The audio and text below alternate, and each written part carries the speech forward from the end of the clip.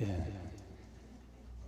하여튼 이래 중부지방 형제 자매님들 이 얼굴 보는 것만으로도 참 벌써 배부릅니다. 충만하고. 예. 오늘 여기 모이는 게 뭐 갑자기 모이자 해서 모인 게 아니고 우리 상길 형제하고 또 찬이 자매 또 여러분들이 작년 12월부터 계속 샘을 팠습니다.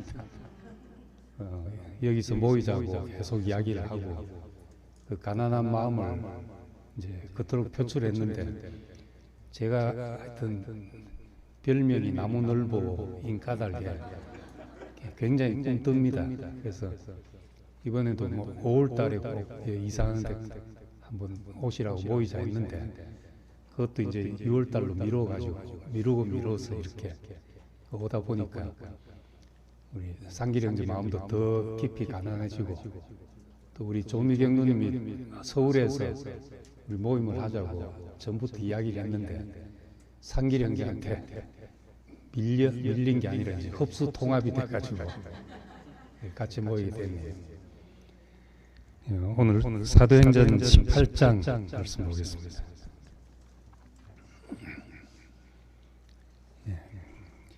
그 후에 바울이 아덴을 떠나 고린도에 이르러 아굴라라 하는 본도에서 난 유대인 한 사람을 만나니 글라우디오가 모든 유대인을 명하여 로마에서 떠나라 한 고로 그가 그 안에 브리스길라와 함께 이달리아로부터 새로 온지라. 바울이 그들에게 가매 생업이 같으므로 함께 살며 일을 하니 그 생업은 천막을 만드는 것이더라. 예, 3절까지 봤습니다. 소리가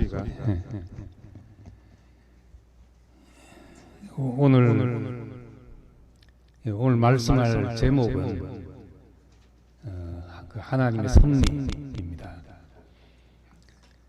바울이라는 영화가 몇 년 전에 나와서 본 적이 있습니다. 물론 주제는 바울이지만은 그 누가가 그 사도행전과 누가복음을 쓴 누가가 바울 옆에서 바울의 어떤 마음 상태와 행적을 관찰하면서 기록한 그 누가의 시점에서의 영화인데 거기에 또 가장 중요한 등장인물 중에 하나가 아굴라라는 사람하고 브리스길라입니다. 이게 바울 일생을 묘사하는데 이제 누가도 빼놓을 수 없지만은 그 외에 그 바울의 옆에 있었던 한 사람을 들라면 아굴라와 브리스길라였습니다. 영화가 그렇게 묘사되는 걸 보면 알 수 있습니다. 그래서 이 두 사람의 이름이 신약 성경에 한 6, 7번 가량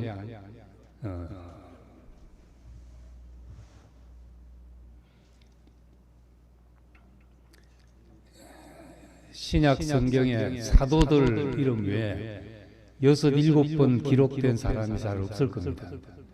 그만큼 바울에게는 중요한 사람이죠.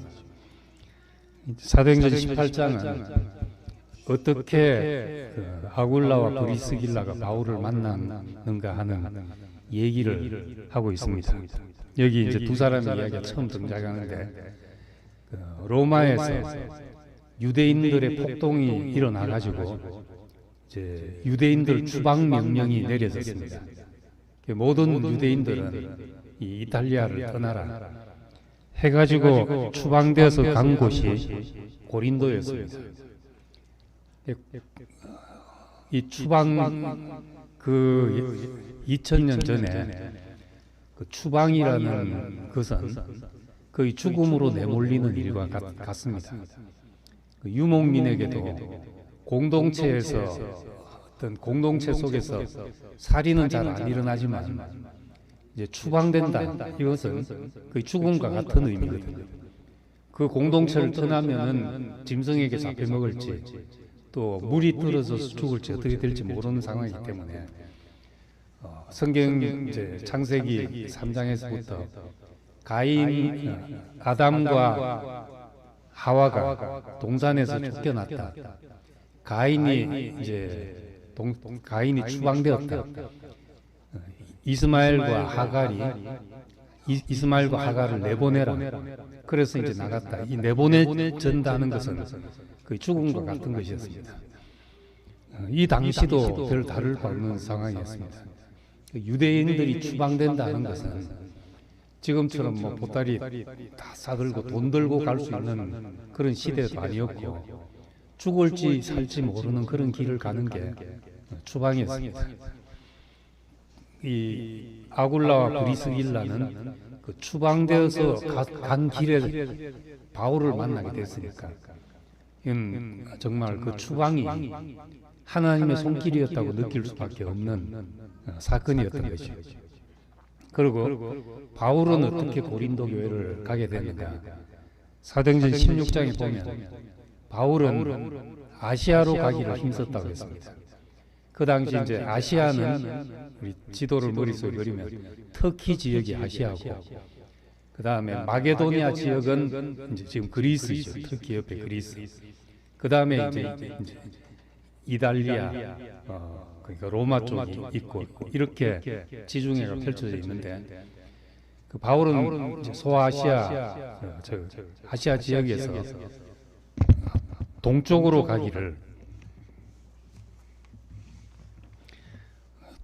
가기를 힘썼습니다. 아시아에서 사도행전 16장 6절에 보면 성령이 아시아에서 말씀을 전하지 못하게 하셨다. 무시아에서 비두니아라는 곳으로, 그 지도를 보면 이제 동쪽 방향으로 가려고 애를 썼는데 예수의 영이 허락지 아니하시더라. 그래서 이제 드로아로 향했다는 말이 사도행전 16장에 나오는데, 동쪽으로 가려고 애썼는데 뭔가가 막혀서 서쪽으로 가게 됐다는 거죠. 지금 성경의 표현은 성령이 아시아에서 말씀을 전하지 못하게 하셨다, 예수의 영이 허락지 않으셨다, 이렇게 표현되어 있지만 이제 실제적인 상황은 뭔가 막힌 것입니다. 반대에 부딪히고 복음이 벽에 부딪혀서 막혀서 이것이 하나님이 막으시는갑다 하고 이제 서쪽으로 향하게 됐죠. 그래서 마게도니아 지역으로 가서 거기서 아데네를 거쳐서 고린도로 내려가게 됐던 겁니다. 고린도에서 업이 같음으로 이 아굴라와 바울이 같이 텐트 만드는 일을 하다가 만나게 된 것입니다. 그런데 그 앞에 바울은 보면은 아시아로 가려고 하는 건 막히고, 밤의 환상 중에 이제 꿈에 마게도니아 사람들이 건너와서 우리를 도우라 하고 자꾸 이제 꿈에 나타나는 거죠. 마게도니아 사람들이. 그래서 빌립보, 그리고 아테네, 고린도 이렇게 갔는데, 이 지역이 이제 마게도니아 지역, 지금 그리스 지역입니다. 그 두 사람의 만남이 뭐 우연히 이렇게 만났다, 세상의 눈으로 보면 그렇지만은 이 두 사람이 만남이 초대교회 복음을 전하는 일에 너무나 중요했기 때문에 우리는 하나님의 섭리라고 이야기할 수밖에 없습니다. 왜 추방되어서 이 고난의 길을 걸어가야 했던가? 아굴라도 몰랐고 왜 복음을 전하는데 자꾸 막히나? 그래서 왜 서쪽으로 향할 수밖에 없었는가? 그냥은 이해를 못하는데 두 사람이 만나고 보니까 이건 하나님의 손길이었다, 이렇게 말할 수밖에 없게 됐습니다. 그래서 이 아굴라, 브리스길라, 아굴라, 여기는 아굴라부터 나오지만 성경이 대부분 브리스길라와 아굴라, 또 줄여서 브리스가와 아굴라 이렇게 표현되어 있는데, 대체로 교회에서 여자들 역할이 중요하니까 그런지 모르죠. 브리스가가 더 많은 기여를 했는지 모르고, 근데 두 사람 다 한 마음이었습니다. 로마서 16장 4절에 보면은 이 브리스가와 아굴라 이 두 사람에 대해서 문안하면서 그들에게 문안하라, 그러면서 그들은 내 목숨을 위하여 자기들의 목숨까지도 내놓았나니 나뿐 아니라 이방인의 모든 교회도 이 두 사람에게 감사하고 있다. 그러니까 온 초대교회 각 지역에 있는 교회가 이 두 사람에게 정말 감사하고 있다. 이렇게 말하고 있습니다. 그러니까 이 두 사람이 얼마나 중요했으며 이 중요한 사람이 교회의 기둥이 되기까지 그냥 뭐 복음을 전하겠다, 주의 일을 하겠다 하고 나선 게 아니라 추방되어 살 길을 찾아서 간 길이 이제 그렇게 된 겁니다. 삶의 터전을 떠나서 정말 막막한 길로 가는 길.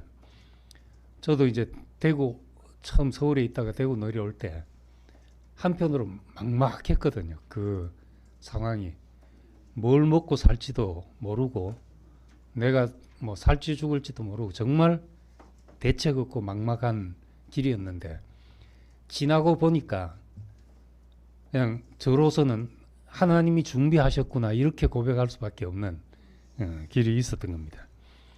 이 두 사람에게도 이렇게 오묘한 하나님의 섭리와 계획이 있는 줄은 바울을 만나고 훗날 온 교회가 감사하기까지는 몰랐을 수도 있었던 일입니다. 성경에 이런 일이 많이 있습니다. 대표적으로 이제 룻기에 나오는 룻 같은 사람, 룻이라는 여자 한 사람의 이야기를 그 성경책 한 권에 담아 놓을 정도로 이 룻기도 중요한 책이죠. 근데 룻은 모압 여자라고 했는데 신명기 23장에 보면은 모압 족속은 여호와의 총회에 10대째 들어오지 못하고 그 뒤로도 영원히 들어오지 못한다. 그러니까 이 종족은 절대 받지 마라 하는 정도의 명령이 떨어진 그런 종족이었습니다. 하나님 말씀에 절대 이 종족은 절대 아니다 할 정도로 모세가 출애굽해서 가나안 땅으로 가는 길에 그만큼 방해가 되고 시달리게 했던 족속이죠. 영원히 들어오지 못하게 하란 말은 이 종족은 용서 못한다는 종족이었잖아요. 근데 거기에 속한 룻이라는 여자가 남편을 잃고 유대인 과부 시어머니를 따라서 예루살렘으로 가게 됐던 겁니다. 이삭 죽기를 했다는 것은 거의 뭐 거지 연명하는 생활이죠. 자기의 생활에 터전이 없이 남의 밭에 돌아가면서 떨어진 이삭을 주어서 생활한다. 이건 생존이 불투명한 연명하는 생활을 시어머니를 따라가서 그렇게 했던 겁니다. 거기서 이제 남편의 먼 친척인 보아스를 만나가지고 이 룻은 보아스에게서 오벳을 낳고 오벳은 이새를 낳고 이새는 다윗을 낳았더라. 그 다윗 왕이 난 그 중요한 사건이 이 한 여자가 남편을 잃고 시어머니를 따라서 예루살렘으로 간 그 길에서 이것이 나왔다는, 이것도 참 우연 중에, 세상 말로 하면 우연 중에 우연인데 이걸 우린 우연이라고 말하지 않고 하나님이 손길이 개입된 섭리라고 그렇게 이야기를 합니다. 대표적인 게 요셉의 이야기도 마찬가지잖아요. 요셉이 형들의 미움을 사서 형들이 죽이고 싶도록 미워한 동생이죠. 그래서 죽이려고 하다가 그래도 유다가 좀 개입해서 죽이지 말고 팔자 해서 종으로 팔려갔고, 또 종살이 하다가 누명을 덮어쓰고 옥살이를 하고, 이런 인생을 어떤 자기의 관점에서 보자면 얼마나 어떤 보복과 미움과 정오와 분노가 가득 찬 인생이겠습니까? 그런데 이 요셉이 결국 그 길을 하나님과 동행하더니 하나님과 동행하는 인생으로 그 길을 가서 억울함을 헤아린다면 하늘을 찌를 것 같은 인생이지만은 그 억울한 길에 이집트 왕궁으로 들어가는 길이 열려서 많은 사람의 생명을 구하고 지금 우리가 말하는 그 이스라엘이라는 족속이 요셉이 아니었더라면 지금 지구상에 있었을지 없었을지 모르는 그런 것이 됐죠. 그래서 마지막 창세기 볼 때마다 저는 창세기 50장 20절 말씀이 이 창세기의 백미다 싶은 말씀입니다. 당신들은 나를 헤아려 했지만은 하나님은 그것을 선으로 바꾸셨습니다. 그래서 오늘날 많은 사람의 생명을 구하게 하셨습니다. 이렇게 알아지는데 무슨 억울함이 있겠으며 그 무슨 원한과 분노가 생기겠냐 하는 거죠. 창세기 3장의 선악과를 먹은 이래로 선악의 판단이 생긴 이래로 그 다음 나오는 이야기가 가인의 이야기잖아요.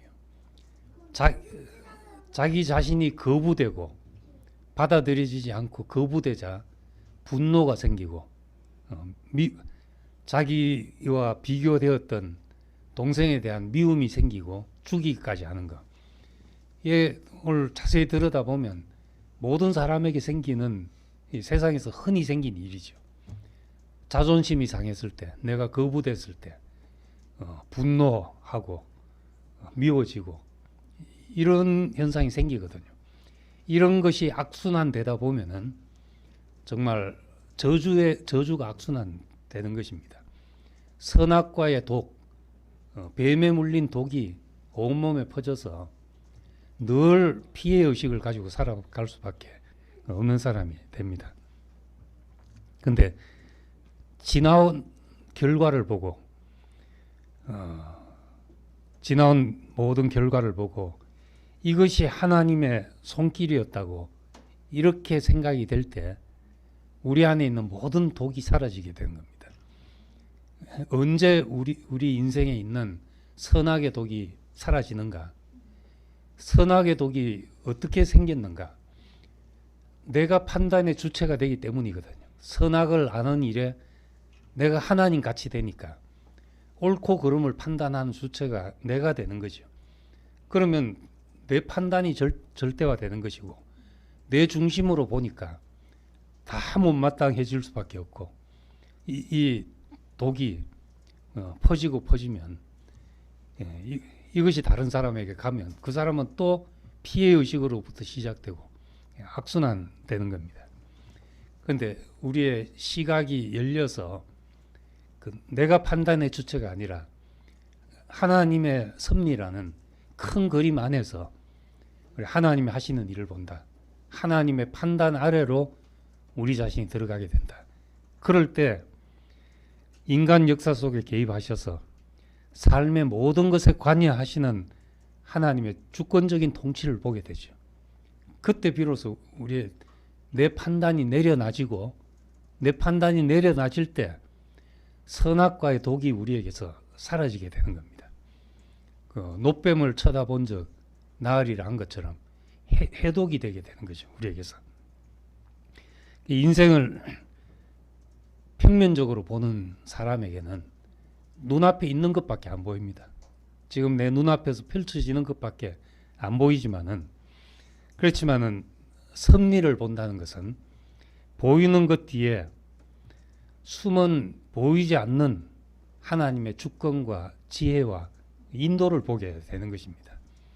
그때 우리가 아무 할 말이 없는 사람이 되고 우리는 하나님이 하시는 일에 우리는 그저 놀랍고 그저 감사하고 우리는 찬송밖에 할 수 없는 사람이 되죠.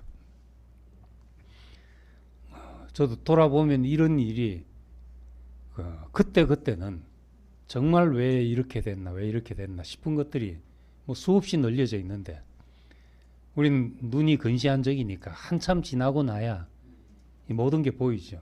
한참 지나고 나서 보니까 그것이 하나님의 손길이었구나 이렇게 고백된 때가 많습니다. 저는 이제 80년도 어떤 전두환 군사 정권이 들어서면서 그때 이제 저희 아버지가 교회 75년도에 군목으로 있다 제대를 하시고 이제 막 야망을 가지고 교회를 크게 지으려고 부산에서 제일 큰 교회를 짓겠다고 부산교회라고 이름을 붙이고 또 교회를 막 이제 무리하게 짓다가 80년도 이제 군사 계엄 상태가 군사 정권의 계엄 상태가 되니까 이제 뭔가 가시적인 성과를 나타내야 되잖아요. 물가부터 잡겠다 해서 모든 일반 대출 동결하고 이럴 때 우리가 그 빚이 전부 사채가 돼가지고 우리 집 수입을 다 갖다 드려도 이자의 일부분도 감당이 안 될 정도로 그렇게 이제 빚더미에 앉게 됐죠.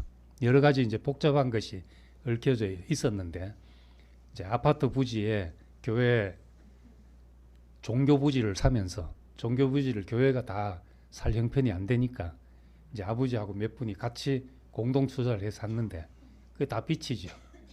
그러다가 이제 그 분할이 안 되니까 이 불법으로 건물을 같이 지었다가 이제 차단되고 그러니까 돈 나오는 데 없이 그 모든 게 빚이 돼버렸습니다.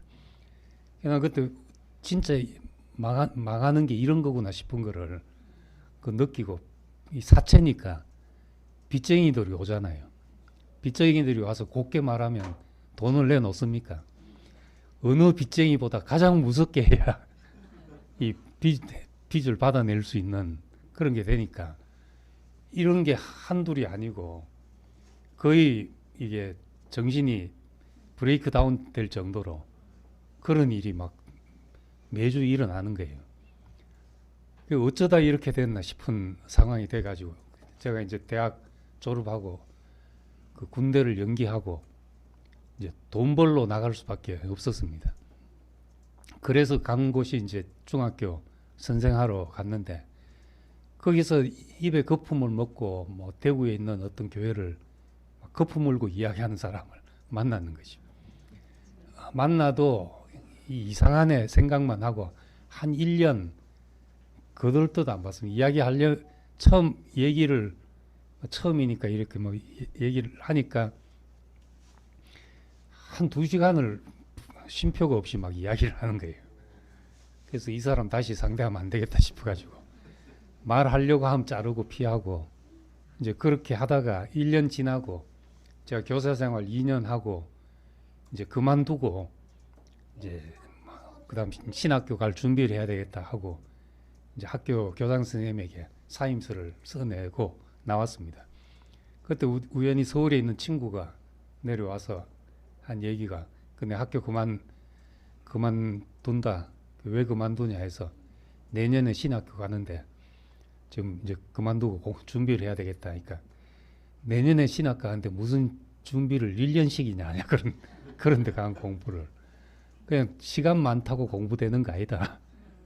그 교사 생활 계속 해야 된다고 강하게 설득을 하는데 들어보니 맞더라고요. 설득이 돼가지고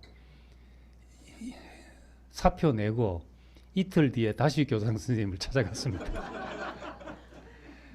선생님 제가요 계획이 바뀌어서 교사 생활을 다시 해야 되겠다고 그러니까 약간 난감해 하시면서 오늘 후임으로 오실 분이 인사하러 오기로 했는데 그런데 뭐 계신 선생님이 우선이지요. 선생님이 계신다면 잘 됐죠 하면서 이제 그렇게 하고 이제 제가 나오는데 어떤 분이 한 분 들어가더라고요. 나선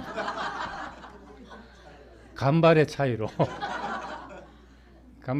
그렇게 됐는데 그 이제 1년 그러다가 이제 3월부터 9월 말까지 하고 학교를 그만두게 됐습니다.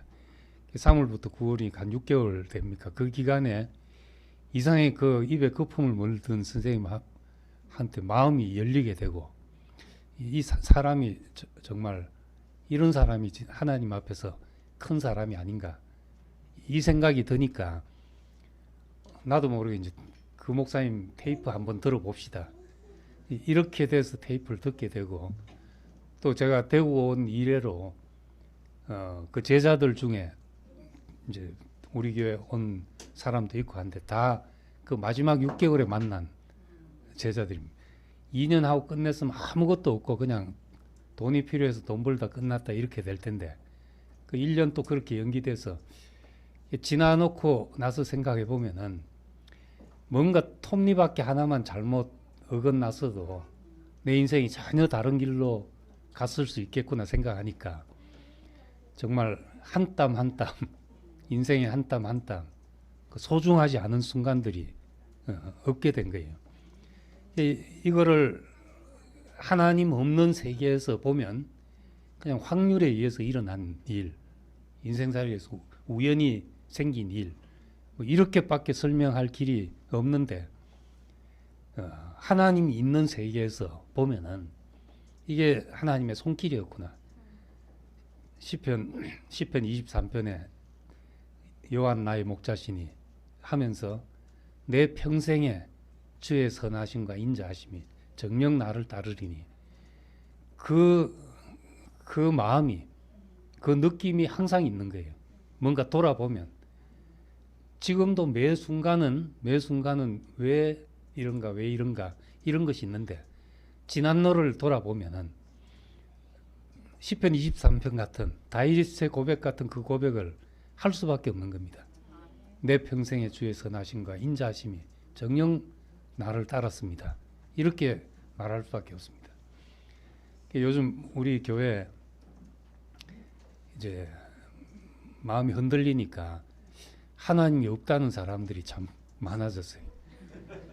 다른 교회 가면은 그래도 교회 떠나도 무신론자는 안 되는데 우리 교회는 이상하게 여기서 흔들리니까 무신론자가 되는 사람이 하나님도 없는 모양이다 이런 사람들이 많거든요. 그러면서 이제 저한테 질문을 한 거예요. 어째 하나님이 있다는 걸 어째 믿냐고 자꾸 질문을 합니다. 근데 이걸 어떻게 설명할 수는 없는데 돌아보면 인생에서 하나님 없이는 해석 안 될 일이 하나님을 개입시키지 않고는 내 인생이 말이 안 되는 해석되지 않는 일이 너무 많기 때문에 부인할 수 없는 자리가 생기는 겁니다. 오늘 부른 찬송 90장 이 찬송이 제가 즐겨하는 찬송이고 일반 찬송가하고 가사 하나도 안 바꾸고 그냥 그대로 실은 몇 개 안 되는 노래 중에 하나입니다. 그 중에 늘 3절 부를 때마다 막 내 고백처럼 그런 마음이 생기는 거예요. 청량 못할 은혜로 채우시며 늘 성령에 감아주사. 뭐 성령이 어떻게 감동하고 이것보다 내 길을 이끄셨구나. 내 인생길에 내 나그네 인생길에 동행하셨구나. 이 고백을 할 수밖에 없게 됩니다. 그리고 이 눈이 뜨여지면 우리 누구라도 자기 인생을 돌아봐서 지금 하나님 앞에 있는 내 인생의 자리가 너무나 복되다고 고백되어지면 지난 한순간도 버릴 것이 없는 그런 상황이 우리에게 오게 되는 거죠. 그래서 참 제가 대구 내려온 것도 말했지만은 간 때문에 나는 간 때문에 30, 40대 내가 하고 싶은 것도 못하고 남들 왕성하게 뭘 할 때 나는 그냥 뭐 쭈그러들 살았다 이렇게 또 말할 수 있는데 반대로 간 덕분에 저는 내가 생각지 못한 인생을 살았거든요. 내가 힘이 있으면 내 계획한 것을 밀고 나갔을 것이고 그럼 내 생각의 바운다리를 못 벗어날 텐데 신기하게도 이 간 덕분에 내 생각대로 안 되기 때문에 내 생각 아닌 곳으로 이끌려가서 생각지도 못한 은혜 그 속에 측량할 수 없는 은혜가 있는 것이죠. 우리의 계산으로 모든 것이 맞아떨어지면 그건 측량할 수 있죠. 근데 왜 측량할 수 없는 은혜가 되냐? 우리 계산으로는 도저히 안 나오는 그런 일을 우리가 맛보고 경험하기 때문에 그렇다는 겁니다. 그래서 바울이 로마서 11장 33절에 하나님의 섭리를 말하다가 자기도 감동이 돼가지고 깊도다 하나님의 지혜와 지식에 풍성하며 그의 판단은 헤아리지 못하겠고 그의 길은 찾지 못할 것이다. 하나님의 길을 자기가 경험한 대로 설명하다가도 너무 놀라우니까 그의 판단은 내가 헤아리지 못하고 그의 길은 찾지 못한다. 이렇게 고백하게 되는 겁니다. 우리가 정말 주의 손에 이끌려가면 우리도 다 그런 고백을 하는 거죠. 내 머리로는 이것은 헤아릴 수 없는 하나님의 경륜이구나. 이렇게 알게 됩니다. 로마서 8장 28절도 하나님을 사랑하는 자, 그 뜻대로 부르심을 입은 자들에게는 모든 것이, 그야말로 모든 것이 합력하여 선을 이루게 된다. 이게 늘 우리의 입에 달린 말 같지만은 정말 생각해 보면 우리도 그렇게 지나온 날에 내 인생에 하나도 뺄 것이 없습니다. 하나도 뭐 더할 것도 없습니다. 이게 완전한 안식이잖아요. 안식일은 하나님이 마쳤으니까 우리가 자기 일을 마치는 것이 안식이라 했는데 손대지 않는 것이죠. 더할 것도 없고 뺄 것도 없습니다. 할 때 우리가 참 안식을 누리게 됩니다. 로마서 이 바울이 설명하면서 5장 20절에 율법이 왜 생겨났는가? 율법이 주어졌기 때문에 죄가 있어서 율법이 생겼다기보다 율법이 생겨서 율법을 주셨기 때문에 죄가 생겨났다고 말합니다. 바울은 법이 없을 때는 뭐 잘못인지 잘못이 아닌지가 없지요. 빨간 신호등을 달아놓기 전에는 그 길을 건너가고 안 건너가고가 죄고 아니고가 아니잖아요. 그런데 빨간 신호등을 달아놓으면 이제 범법자가 생기는 것과 마찬가지라는 겁니다. 그런데 역설적으로 율법 때문에 죄가 생겨났지만 죄가 더한 곳에 은혜가 넘치게 됐다. 이렇게 말합니다. 그러려고 그럼 그렇게 한 것이야. 그럼 죄가 더한 곳에 은혜가 넘친다고 그럼 우리가 또 죄를 짓겠냐? 결코 그럴 수 없느니라. 그건 아닌데 하나님 하신 일을 보면 신기하게 우리에게 은혜 베푸시기 위해서 이렇게 됐구나. 바로 은혜 주신 것이 아니라 율법을 주시고 우리가 범법함이 생겨서 우리 자신을 알게 되고 하나님 앞에 내가 무릎 꿇는 자리가 되고 거기서 하나님이 은혜 주지 않으면 안 될 사람이 됐다는 겁니다. 그럼 처음 하나님이 창조하신 일부터 우리가 본다 하더라도 왜 선악과를 먹게 이렇게 만들어 놨냐? 아예 그런 걸 만들어 놓지 않든지 사람을 좀 잘 만들어 가지고 한번 안 먹는다 하면은 뭐 죽을 때까지 절대 쳐다보지 않든지 이런 강한 의지를 가진 사람으로 만들어 놓든지 왜 이래 변절하기 쉽고 타락하기 쉽고 깨지기 쉬운 존재로 우리를 만들어 놨는가? 우리 항변할 수 있는데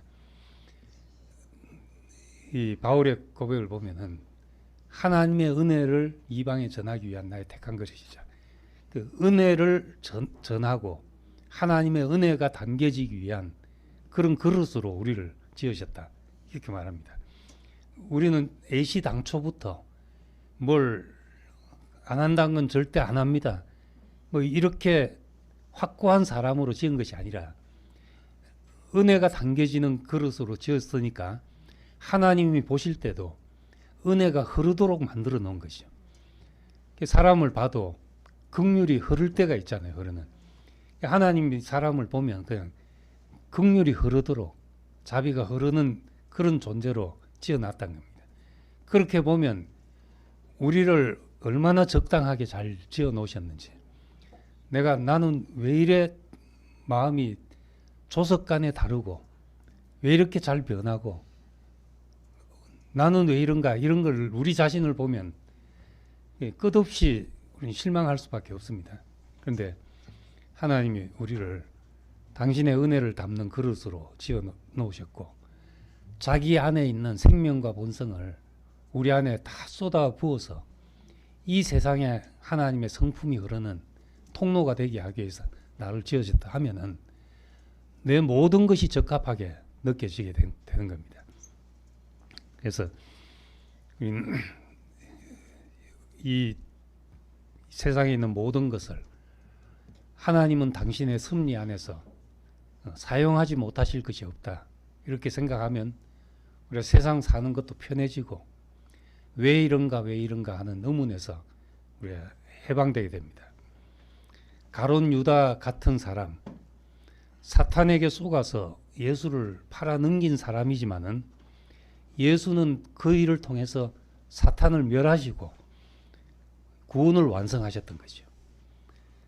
스테반이 강팍한 유대인들 때문에 돌 맞아 죽었습니다.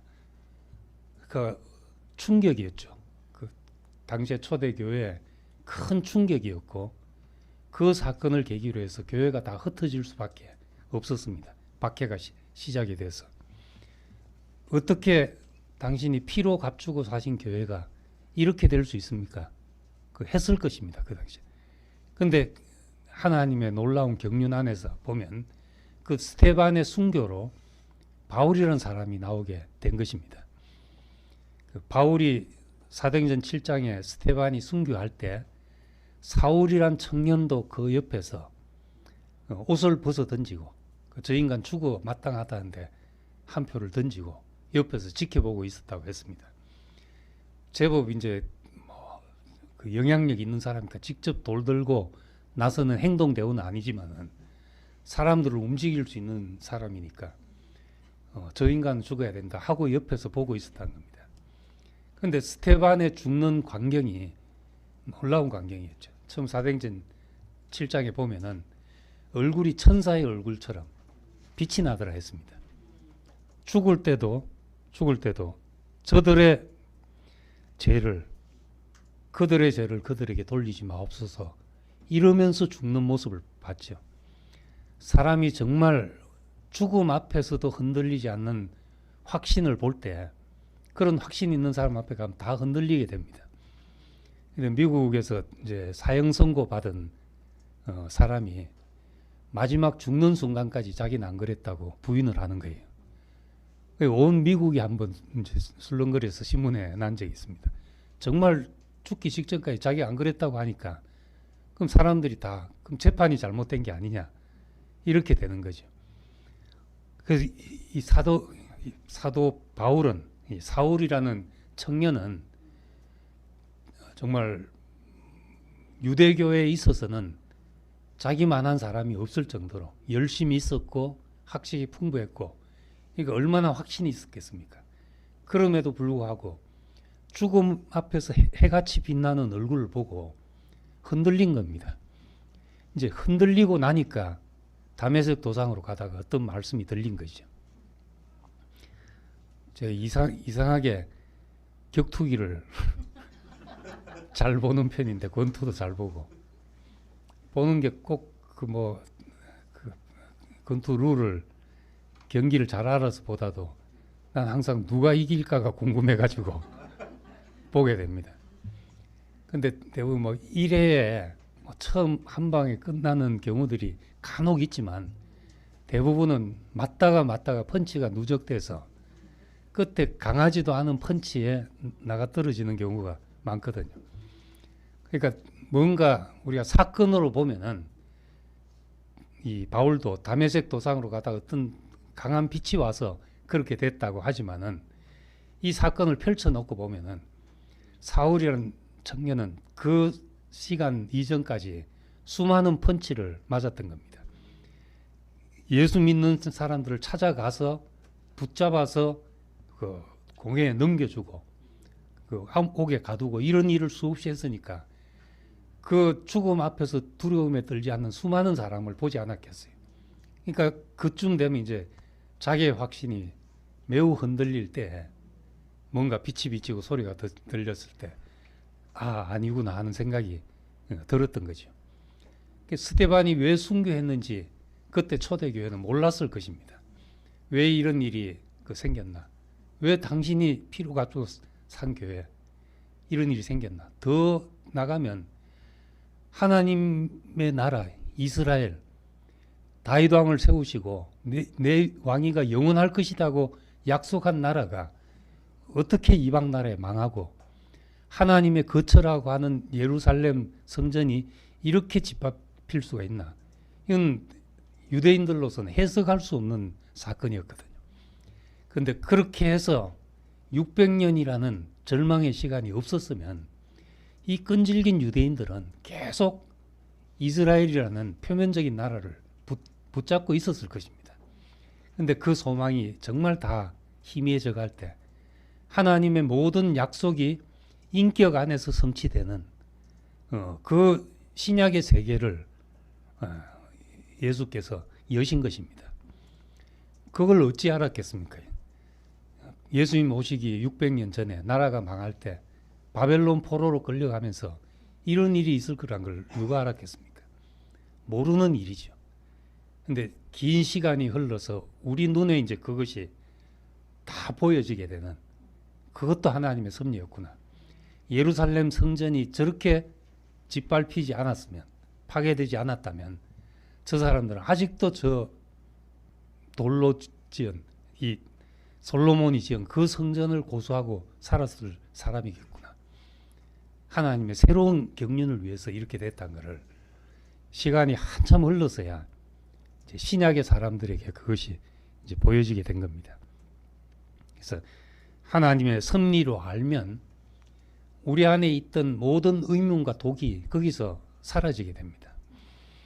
요셉이 형들을 그 억울함으로 하자면 요셉도 만났을 때 당장 형님하고 달려가지 못했잖아요. 아, 형들이구나 하고 잠시 보자 했지만 자기 안에 이미 독이 없는 사람이 돼가지고 와락부둥켜 알고 울 수밖에 없는 사람이 됐죠. 예수님도 도저히 하나님의 뜻을 모르는 사람들, 저들을 사하여 주옵소서. 스데반도 마찬가지로 악을 선으로 바꾸시는 섭리 안에서만 우리에게 경험될 수 있는 일이고 맛볼 수 있는 일입니다. 많은 사람의 생명을 살게 하기 위해서 하나님 그렇게 하시구나. 우리만 살게 하자면, 유대인만 살게 하자면 유대인만 잘 보존했겠죠. 그래서 바울은 그렇게 했습니다. 유대인들이 꺾였기 때문에 거기에 이방인들이 접붙여질 수 있었다. 안 꺾였더라면 우리가 비집고 들어갈 자리가 어디 있냐. 이래 해석했거든요. 만민을 부르시는 하나님, 우리가 그래서 우리에게도 찬송이 있게 되고 하나님을 찬송하는 백성이 된 것입니다. 그래서 이 하나님의 섭리 안에서만 우리를 침해했던 모든 일들이 우리 속에서 원인무효가 되죠. 어떤 것도 원인무효가 되고 내 인생에 일어난 일들 속에서 당신이 개입하지 않은 일이 없습니다. 하나도 없습니다. 이렇게 고백될 때 내 인생의 굴곡마다 하나님의 손길이 나타나는 걸 경험하고 또 우리 삶의 골짜기마다 하나님의 그 인자하심으로 셈이 솟게 되는 경험을 하게 되는 겁니다. 그것이 우리에게 잔치가 되고 생명의 양식이 되잖아요. 좋은 말들은 세상에 많고 저 유튜브를 하다 보니까 얼마나 사람들이 좋아하는 말들이 많은지 난 이거 왜 하나 싶은 생각도 들 때도 있고 그렇죠.